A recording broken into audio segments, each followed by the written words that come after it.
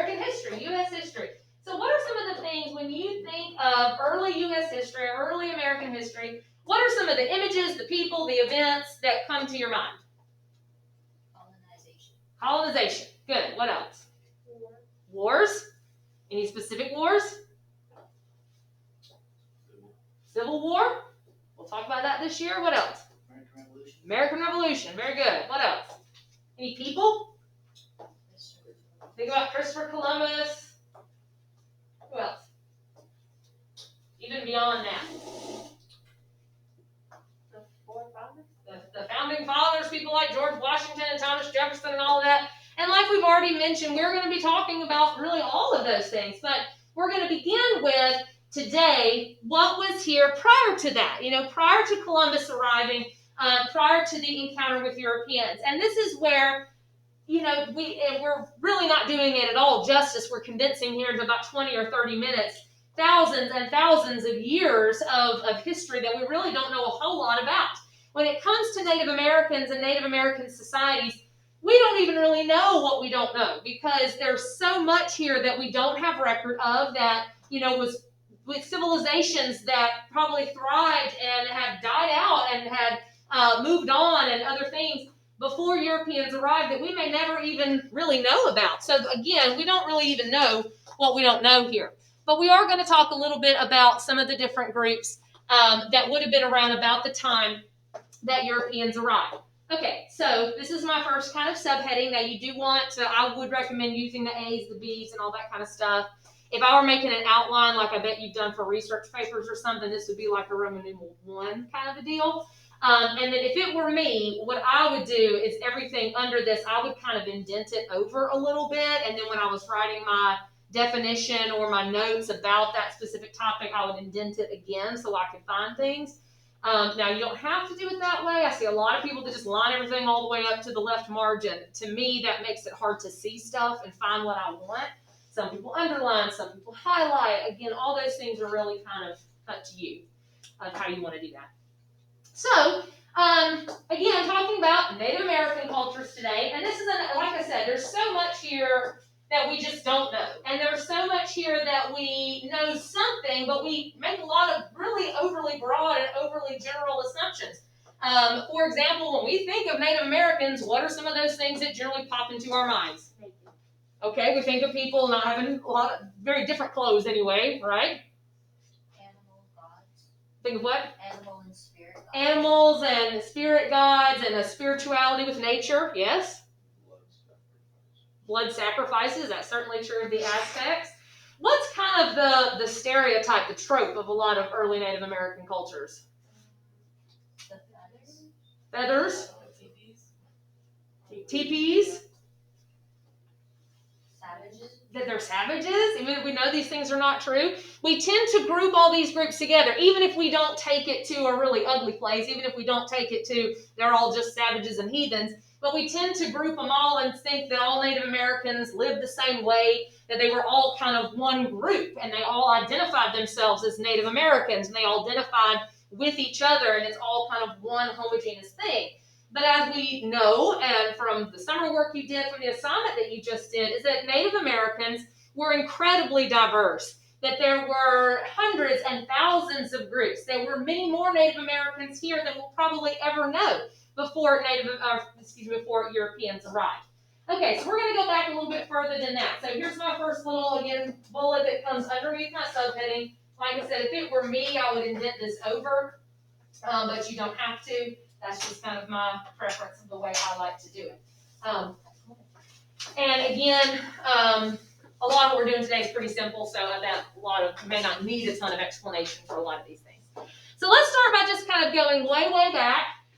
So some of the things that we can at least assume about how these continents, North and South America, or here we're talking about the Americas plural, meaning North and South America, how they came to be populated. There are lots of different theories about this, and there is evidence to suggest that there's truth behind probably more than one.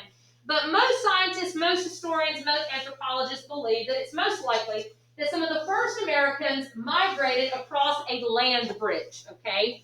So this land bridge was a bridge that at one time existed between the Americas and Asia. Okay, so this land bridge at many thousands and thousands of years ago existed between the Americas, specifically, North America, around what we today know as Alaska, places like that, and Asia. And the proper name for that I bet a lot of you have heard of is the Bering Strait. You probably learned about the Bering Strait in the past. And the theory is that over time, over many thousands of years probably, that people from Asia did what across this land bridge? Migrated. Okay, that they migrated across this land bridge. And that slowly but surely that meant that the American continents became populated, that people started to live into North America, trickling on down into Central America, and eventually into South America. Again, this is what most evidence suggests. There's a few other theories that some may have even arrived in boats and things like that, but this is probably the most widely held theory about where those first Americans came from, that they migrated over many thousands of years from Asia, back at a time when the world was a lot colder, because this land bridge would have been made of what? Ice, yeah, when the world was a whole lot colder. Now, why are these people migrating? What are they moving toward? What are they moving for? For what? They're following something. What are they following? Food. That's right. They're following their food source. That's why these people are migrating. So another way that we can describe these first Americans, the first people who likely populated the American continents, is that they were nomads. They were nomadic people, and I bet we know what that word means. What's a nomad? They don't have a permanent home. They travel, they move around. And as we've already kind of mentioned, why are these people moving around so much? For food, yeah. These people are nomadic because they are hunters and gatherers. Okay, they're hunters and gatherers. Hunter-gatherer societies that hunt their food, hunting large game, hunting, all sorts of big animals for food, but also for their skins and the hides and the teeth. And, they use that to make tools. They use that to make clothing. They use that to make shelters, using all those different things, small huts and small tents and very small little, makeshift housing that they could easily pack up and move on, because when the herds move on, they're going to follow them. When they gather up all of the, berries and edible plants and things like that in the area, or the seasons change, the climate changes, they're going to move on. So they're not staying in any one place for too long of a time. And so therefore these groups are going to be more spread out. They're going to be not as complex, because, at least socially not as complex, because they're not in any one place long enough to, build big cities and things like that.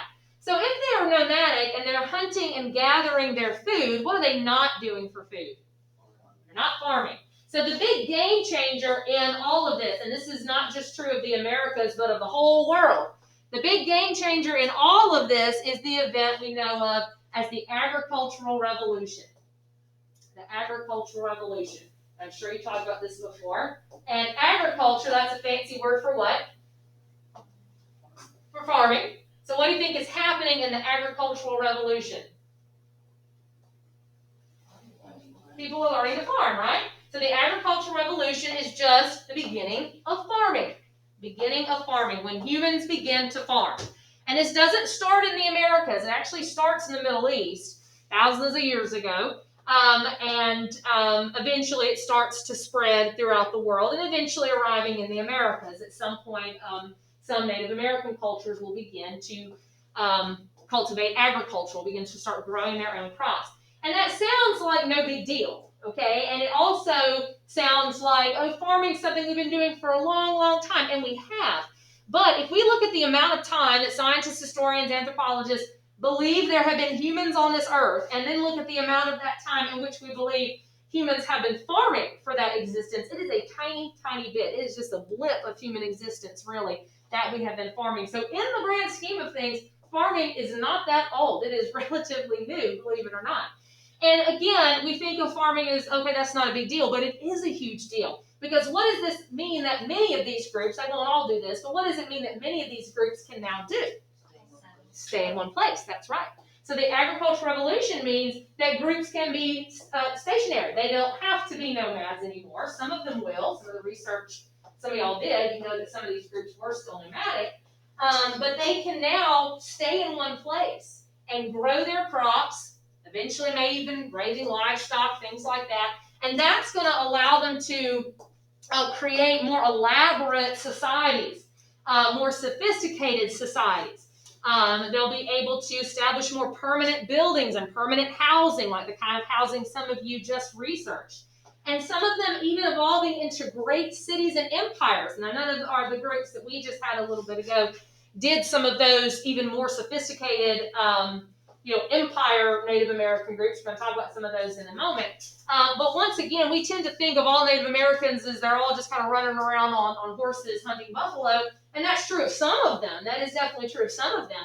But many, as you saw, were agriculturalists. Many of them lived in big villages. And some, not some of the ones that you researched, but some lived in massive cities, bigger than European cities at the time, which another thing that we sometimes forget or maybe find hard to believe. So we're going to go back and look again at some of these Native American groups.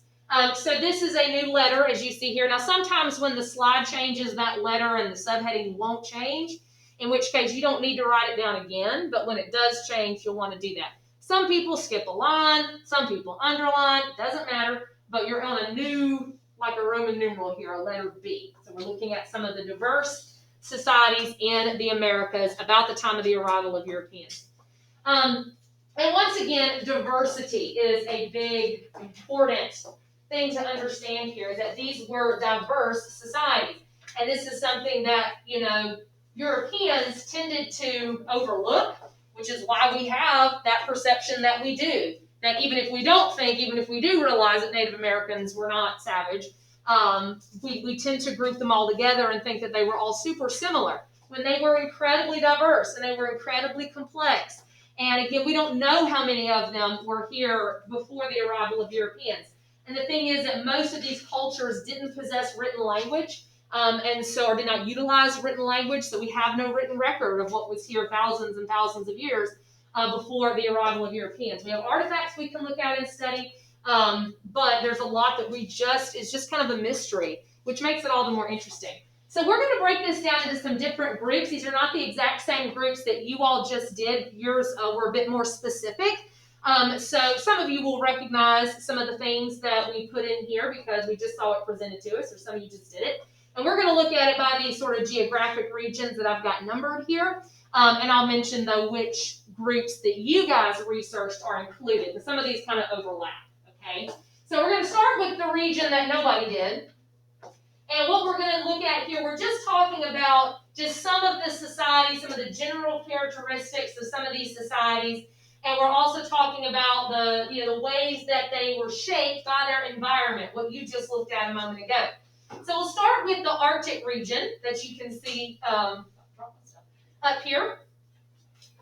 So the Arctic region, what's it like up there geographically? Cold. It's cold, okay? So do you think these people are agriculturalists? Probably not. Can't really grow crops very well in the Arctic. So in the Arctic region, we do see people, in societies and groups. For example, the Eskimo, people that we would call Eskimo, that's not really their technical name or proper name. But mostly fishing and hunting. So they're shaped by their environment, being fishermen and hunters, gathering food because, it's cold up there. It's very, very frigid temperatures. They don't grow crops there. Not able to live in big wooden houses because there aren't trees there. So you see that they're shaped by their environment. They might hunt and fish. They might hunt animals like seal and eat seal meat and use their skins and things for different purposes. But in the Arctic, just like in any other place, we see people being shaped by that environment. But different languages being spoken, different cultures, even in cold and frigid places that we might assume are pretty uninviting, but we do see civilizations forming there. Now the second group here, we're calling the plains area. You see this number 2 right here. What today we would call the Great Plains. Those of you that did the Great Basin area, and also the ones that did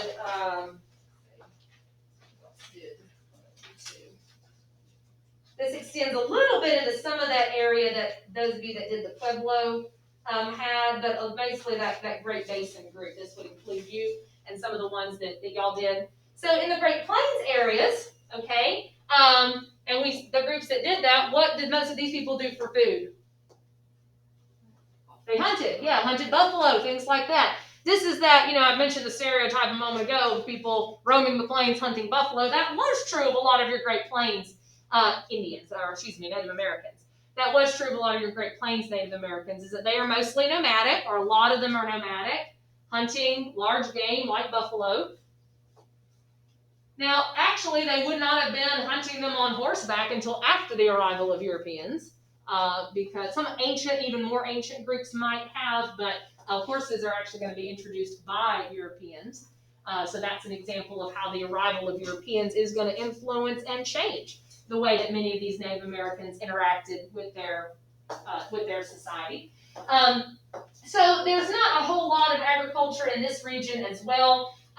Mostly nomadic. This area, it is fertile. We know it to be fertile now. But not until much later, so it would have been very dry, very arid, and difficult to grow crops there, which is why we see, again, a nomadic way of life being utilized.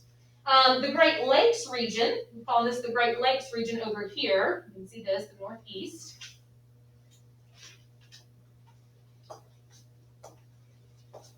Those of you that did the Iroquois, that would include, they would be included in this area. That's one specific confederation of Native American tribes in the Northeast. You can see the Great Lakes region and all of that. All right, and that's what we're actually going to pick up first thing tomorrow because we are about out of time. So you can just leave that right there, and then tomorrow we'll finish that up. We'll talk about textbooks tomorrow, and then we'll start looking at Europeans as well.